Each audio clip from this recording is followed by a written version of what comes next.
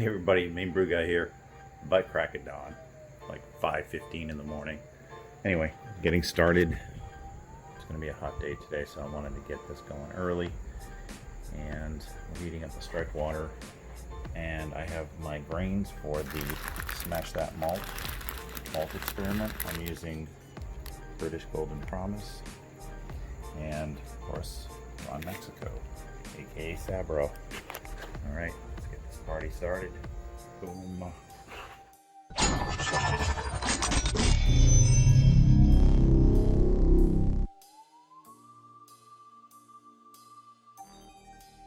All right. I hear the rooster crowing. It's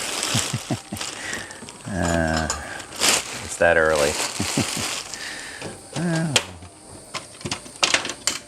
Just wanted to show you here that I am using the British Golden Promise.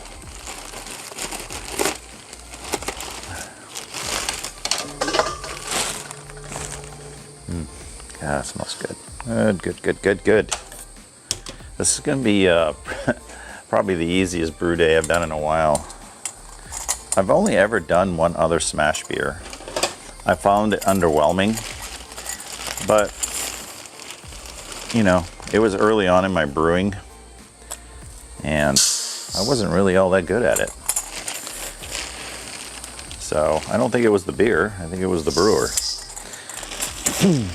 So let's see how this one turns out with good water chemistry and fresh ingredients. I think I ordered 15 pounds. I need 14, so I should end up with pretty much all of it. And I have my grains all crushed. Beautiful grains. I don't know if you can see that. Anyway, I have to put in 23.5 liters into the mash tun. So I'll underlet that in a moment. And then while that's underletting, I have to get my brewing salts mixed. My water pH is already set to 5.2 with phosphoric acid, but that doesn't offer a lot of buffering. I just keep that at 5.2 so that when I sparge the rest of the water, I'm not sparging with pH that's in the area of 7, sparging with water that's similar pH to the mash. And we are underletting. I started at 80 liters, so we'll just tick that down to the appropriate level, which would be 56.5 liters. Sink that kettle down to 56.5 liters, and I will have my strike water in. Okay, so the brewing salts, like I said, it's not much, and the way I do this is, well, let's see where we're at here. Not quite there yet. So what I do is I take a little bit of water from here, not much, just enough to mix it up, kind of soak it down in there, and I just kind of swirl it around, get it nice and mixed up. I'm going to dump that directly in the mash. That way I don't have to worry about how much to add to the sparge water, how much to add to the, the mash. What's the pH going to be? The pH is going to be the same. I've already set my pH in here, 5.2. The acidulated malt is going to buffer the mash along with the grains itself and the water, some of the water profile. Let's see where we at here. We're getting close. Another 3 liters to go. So now that that's good and mixed up, I'm going to dump that in the mash. Yep, there we go, because when I mix the mash, I'll be mixing up the brewing salts. Actually, there's a lot left over, so I'm going to do a little rinse here and do it again. Ooh, that's hot. Ooh la la. Okay, we're getting close to shut off. Yeah, we're there. I'll shut the valve off first so I don't get any backflow into the HLT because I still need to use this water for my sparge. Okay, now I'll start mixing. Depending on where my temperature falls, it's a little high, I'll use the metal spoon. If it falls pretty close to where I need it, I use the plastic spoon. The metal spoon helps pull some of the heat out of the mash. So it's my little way of fine-tuning the last bit of the mash process. Those of you who haven't watched my channel before, I have an expansion tank down below. There's RO water sitting in that expansion tank. What I do is I dump it into the HLT to cool it down to recirculating temperatures fairly quickly, so I don't have to wait. So that's how I do that. I turn that on, and then I turn on the tank. But I put a shut off on the tank there. Let's see, I'll show you. Put a shut off on the tank there. And I put a shut off here so that I could build pressure in the pressure tank. And then when I need it, I can immediately dump it into the HLT to get down to recirculating temperatures. You know, I want to show you PID. First of all, I'm not crazy. Okay, watch. Oh, come on. It's gaslighting me. Oh, now it's gonna act fine. You mother. Let me switch it.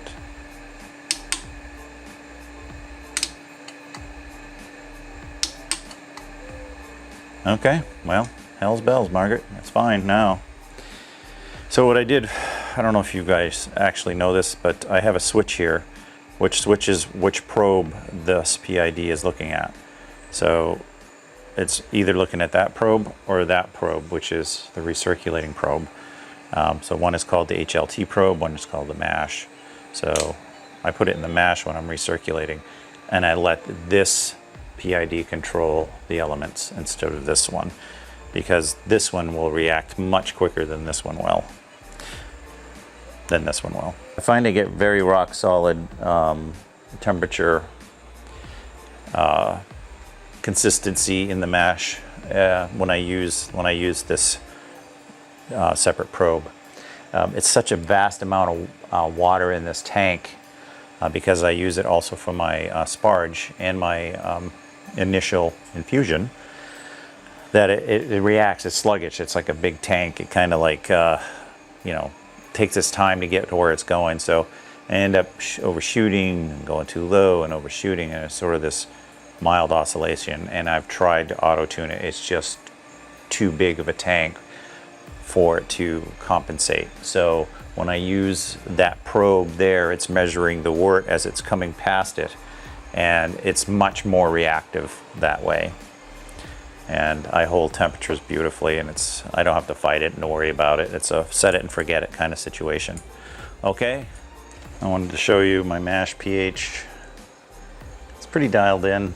Can you see that? There we go. And that's what I weigh my brewing salts in. Just a little more precise. I don't know if you all noticed the shirts that Nick and Brandon created. Pretty amazing stuff. Super Mash Bros, Brewtubers, and Brewtubers. Nothing on the back of this one, I don't think. Actually, I don't think so. But some of the other ones that we do in the merchandise does have things on the back. You should check it out at brewtubers.com shop. Thanks. 60-minute drop, 15-minute drop. It says 1.5 there. And flame out. Got the whirl flock in there, and I also have the yeast nutrient ready to go, so I won't forget anything. Anyway, mash is dead on. 150 here.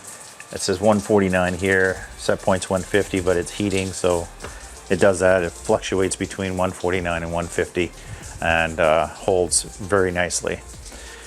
So we are set up. Things are going well so far, knock on wood. Mash pH was 5.3, right on the button. We got the brewing salts in appropriate time. Mashing in was a little high, but only for like 5 minutes. And I immediately was able to drive it down to 150. And that was just my fault. I had the initial strike water set for a mash of 152, but when I looked back at the recipe, it said 150. Oops. But it's minuscule. It won't have any effect on the outcome. Yeah, so we're good for now. When I added the water back into the HLT was at 5.7. I added a little more phosphoric acid and actually got it down to 5. So I got it down a little low, a little lower than it was before. Like I said, I like to keep it between 5 and 5.2, 5.3. Prefer it around 5.1 to be honest with you, but as long as I'm in there, honestly, it's just my OCD going crazy. So anywhere in there is perfectly fine. All right, and I have 30 minutes left on the mash. All right, mashing out on the SMaSH beer. Ooh, that might be going a little fast. Whoops, sorry, I didn't mean to make you sick there. Let me slow that down a bit. There we go. Looking pretty clear. Nice color. So far, so good. As long as I don't oversparge, I'll be good. Let's keep an eye on this.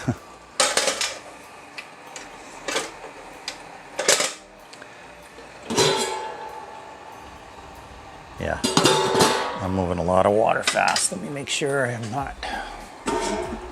Oh no, that's about right. Let's slow it down just a tad. There we go.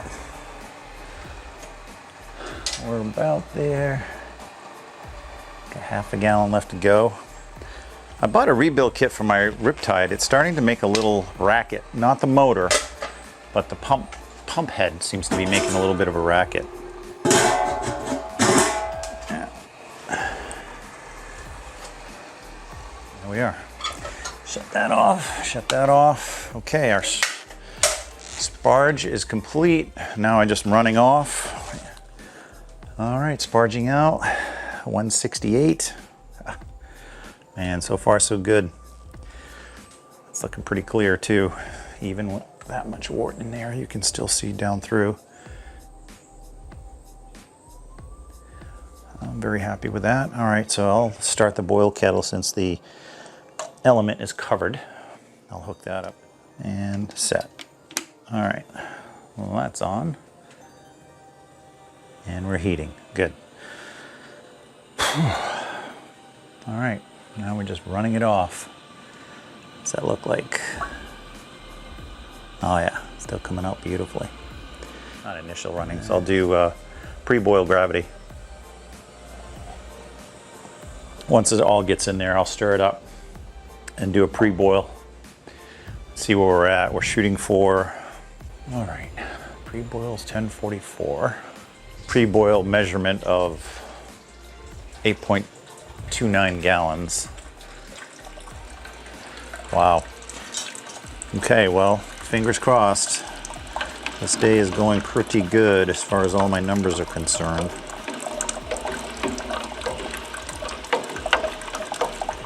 Now, when it says 8.29, it probably does not account for expansion because I am heating a little. So if I collected like 8.3 or 8.4, I don't think I would be too far off the mark. Let's get a gravity, let's get a gravity read on this.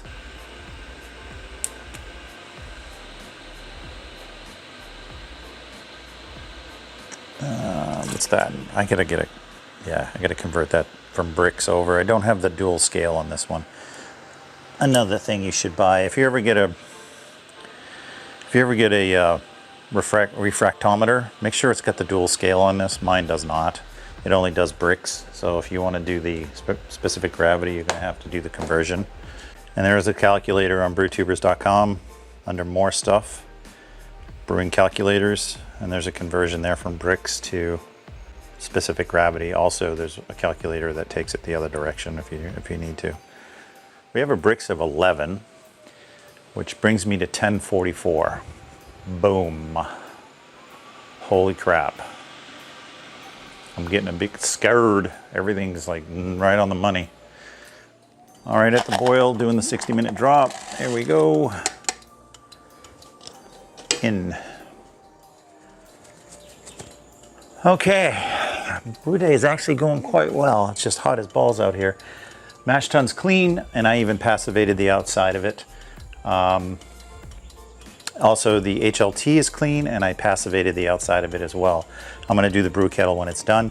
We are now at the 15-minute hop drop, and Orfalk tablets and yeast nutrient I'm going in at this time as well. Okay, there we go. Then I have flame out. So the next thing I have to do is prep all the lines for cooling. Because I'm not really whirlpooling, I'm just going straight for the cooling today. So it's flame out and cooling. But the one thing I do now that I never did before is I sort of pasteurize the whole process through the whirlpool port while I am boiling, so that I get all the air out of the system in the whirlpool, so I'm not adding air after flame out into the wort. I think it really only hurts IPAs and New England IPAs, but it's just a practice. It's easy to do, and I'm going to continue doing it. So that's what I'm going to do next. Okay, groundwater here is now like 82 degrees. So I'll be lucky to get this down to 90, which is fine. I'll get it down to 90, bring it in the house, cool it down, and then I'll pitch when I get down to 70. I'll drop the tilt in there. In fact, let me get that thing sanitized.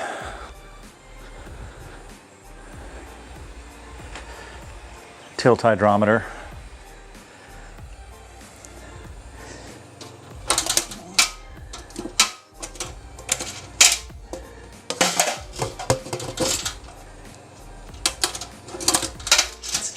There's star sand in the bucket right now, which I'll empty out just before. Whew.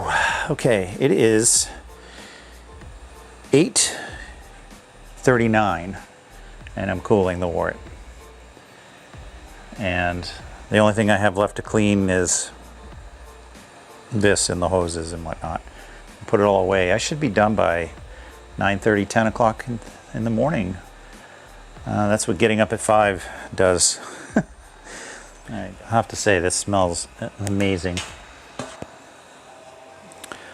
Kettles look really shiny. I passivated them this morning after cleaning them, at least the outside, with concentrated citric acid and Scotch-Brite, and then rinsed it and wiped it. And yeah, they look really mint. They look brand new again. Everything oxidizes, even stainless, a little bit. Not saying it rusts, it just gets dull. Holy moly, that smells good. Down to 140. And that's what the wort looks like as I'm cooling and, you know. All right, so technically this is whirlpooling, but I'm cooling as I'm going down, so it's not truly a whirlpool. I'm just cooling the wort this way. Reason being is, even here, the counterflow chiller, if I go directly, even slow, if I go directly into the fermenter with the groundwater this warm, it's even worse. It's like 100, 101, and the plate chiller was worse. So I cool it down here, and then I can put the lid on this once that is done draining. That's what's holding me up. So I just keep cooling this down until that's drained out, and then I'll put the lid on, and then I'll transfer very slowly into the fermenter, utilizing the counterflow chiller to cool down the rest of the way. 135. So just a few things I do. Some people may do, some people may not. It just depends on their system and how it's set up. It's not the way, it's a way. And that's one of the things you'll find with a lot of the brewers. You'll find out tips and tricks that may work in your situation that don't work in other situations. So It's why it's really cool in this Brewtuber community, because I've picked up a lot of, you know, cool things along the way and thought, oh wow, that would really work in my situation. And so I've applied them, and of course I've created a few of my own as well, out of necessity. So I'd like to share those with you guys, and that's what I'm doing. Boy.